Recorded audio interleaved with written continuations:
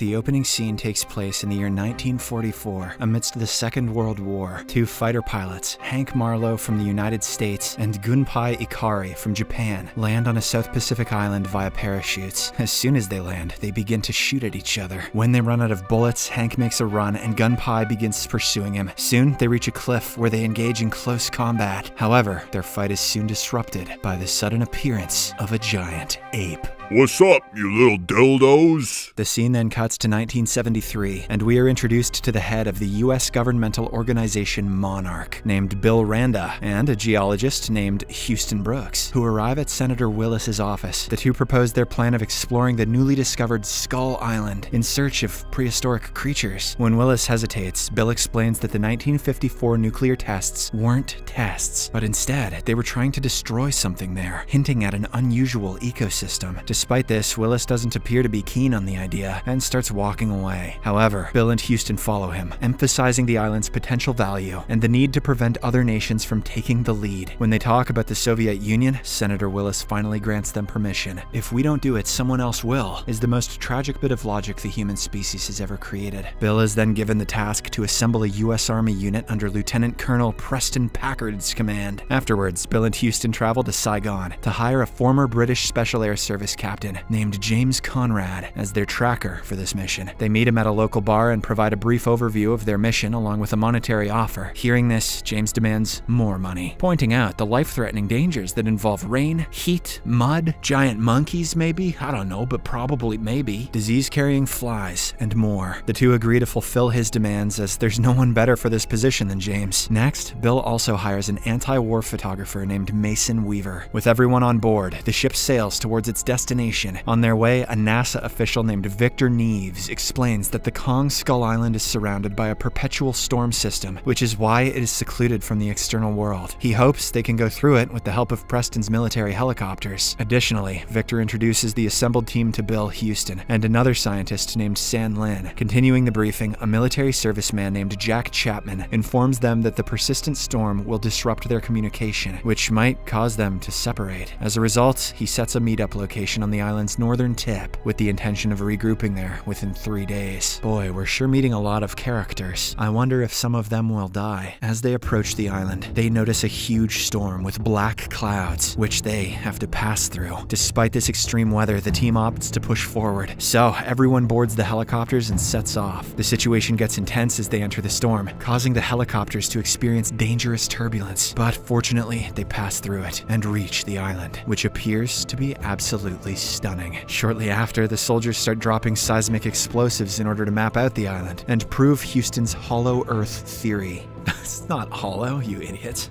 It's flat. Everything seems to be going well until the team gets attacked by the giant ape from the opening scene. He is none other than Kong, the mythical beast. The soldiers respond with gunfire, but the bullets appear ineffective against this mighty creature. In retaliation, Kong knocks down all the helicopters one after another, scattering the survivors across the island. Following this, two groups form among the survivors. One with James, Mason, Victor, Houston, San Lin, and a soldier named Slivko, and the other with Preston, Bill, and the soldiers, including Cole, Mills, and Woodward. In the aftermath, Preston tries to establish contact with his troops, but only Jack manages to provide him with his location before the signal dies. In the next scene, an enraged Preston confronts Bill at gunpoint, demanding an explanation for the actual motive of their expedition. In response, Bill reveals that several decades ago, he and his family were traveling in the sea when a mythical creature destroyed their boat. Only he managed to survive, but the government claimed that the accident was due to mechanical failure. Since then, Bill has made it his mission to prove the existence of these monsters, and that's why he has led the team here. Following this, Preston and his group set out towards Jack's location. As they walk through the forest, a bamboo tree pierces one of the soldiers' mouths. The next second, a colossal, spider-like creature shows itself and grabs one of the comrades. When it is about to eat him up, the soldier strategically cuts off his limbs and drops to the ground. After this, the others open fire on the creature and eventually take its head off. On the other hand, James leads his group towards the rendezvous point. Amid their journey, they attempt to contact the other survivors via radio signal, but it proves fruitless. While passing by a lake, the group encounters a massive buffalo-like creature, causing them to panic. However, James analyzes the situation and asks the team to stay calm. He knows that the creature doesn't want to harm them. How?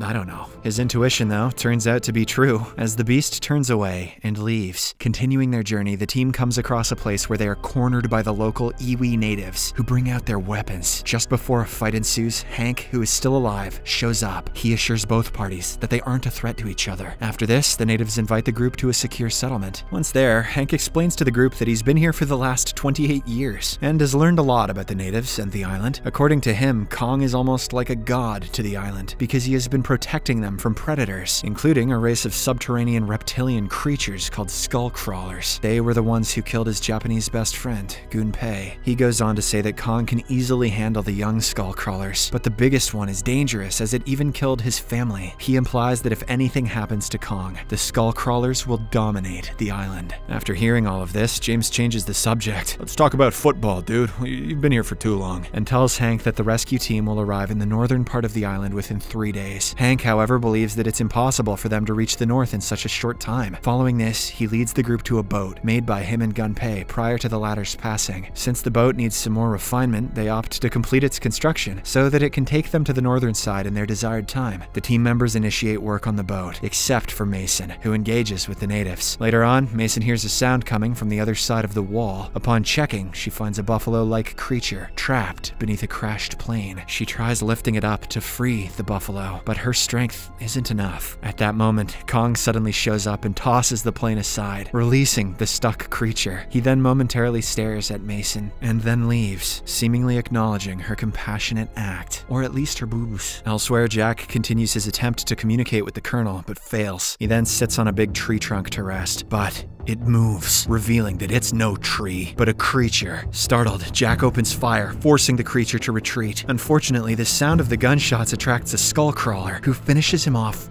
brutally. As night descends, Jamie's group continues their efforts on the boat. Amidst this, Mason tries to click some pictures of northern light, but her flashlight seems to be damaged. When James sees her struggling, he offers her his lighter, a memento from his father. He carried it in his ass for 10 years. By the following morning, the boat is finally ready to go. Hank retrieves Gunpei's sword from his grave, bids farewell to the natives, and they all ride down the river. While sailing, Hank opens up to the group about his family, expressing his dream to reunite with them. A short while later, they regain their radio signal and are able to hear Preston's voice. They ask the Colonel to shoot a flare gun, pinpointing their location. Spotting the flare's illumination, the group steers their boat towards the source excitedly. However, their happiness is short-lived when Victor is suddenly taken away and torn apart by a horde of carnivorous birds. The sight is heartbreaking, but despite this, the group decides to continue their journey toward the remaining team members. After a while, they get off the boat and walk into the woods where they regroup with Preston. With this reunion, James proposes that everyone board the boat to leave for the northern side. However, the Colonel refuses and insists on searching for Jack on the west side. Hank rejects the idea because the west side is where the skull crawlers live, but the Colonel says the west side is where Tupac lives. But James reluctantly agrees, saying he was brought here as a tracker. He puts forward one condition though, that they have to return back before nightfall. In the next scene, Hank leads the group into a forbidden zone, which is a former battleground between Kong's ancestors and the skull crawlers. Despite Hank's objection, Preston orders them to cross it. As they move through, a sudden onslaught from a skull crawler compels them to take cover behind the giant bones. The skull crawler comes near those bones and vomits a skull with Jack's tag on it. Once the area grows silent, the group ventures forward, believing that the creature has departed. However, their assumption is proven wrong when it returns and eats Bill up. In retaliation, the group unleashes a barrage of gunfire, but the bullets are incapable of causing much damage to the formidable creature. As a result, the soldiers use machine guns and flamethrowers against it. To make the situation even worse, they're also attacked by a wave of carnivorous birds. In the midst of this commotion, Slivko is hit by the skull crawler, causing the toxic gas canisters in his possession to detonate. Hank, after killing several birds, passes the sword to James, who then goes to rescue Slivko, taking out all the birds on his way. He manages to get Slivko, but the skull crawler shows up in front of them just when it appears that they're going to be killed. Mason throws James's lighter inside the creature, blowing it up. In the aftermath, Preston still urges them to continue their search. In response, James brings out Jack's tag, disclosing that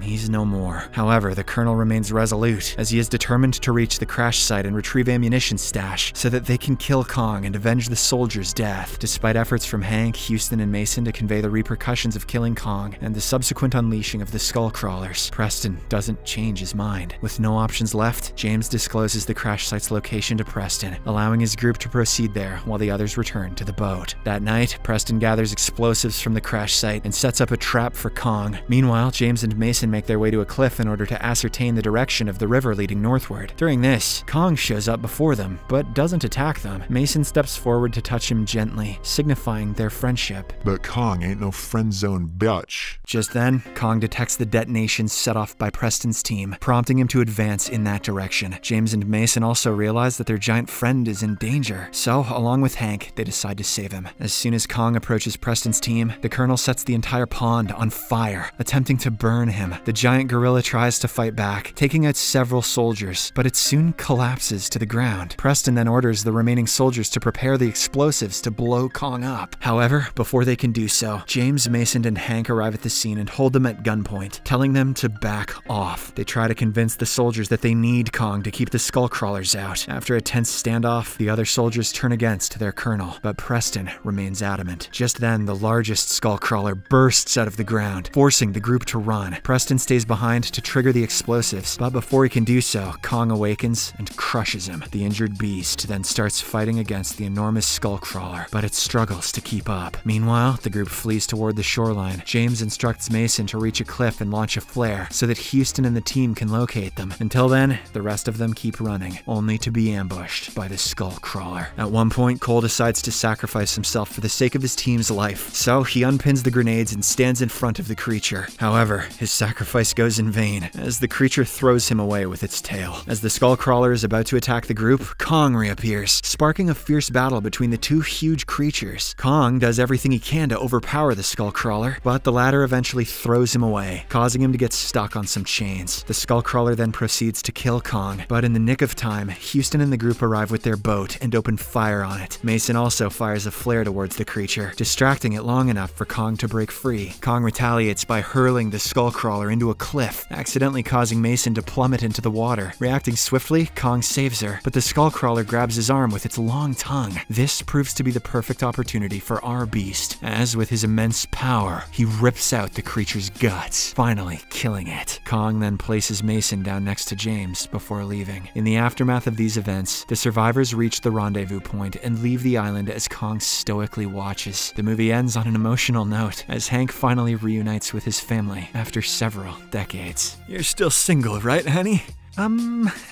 Subscribe for more videos like this, turn on notifications, and leave a like to help the channel out. Thank you for watching.